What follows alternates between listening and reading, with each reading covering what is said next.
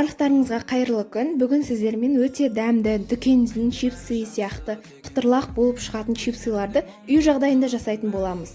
Видеоның соңына дейін көріп, лайк басуды ұмытпаңыздар. Алдымен картоптарымызды жақсылап жуып, осындай жіңішке теркадан өткізіп аламыз. Сосын оның крахмалы кеткенше салқын сумен қайта-қайта жуамыз.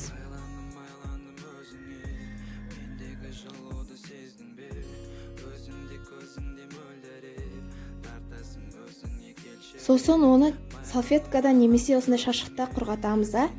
Бір-біреулеп салып, қызып тұрған майда қызарғанша қуырып аламыз. Сосын тұз, паприка, өздеріңізге ұнайтын дәмдеуіштерді сеуіп жей бересіздер.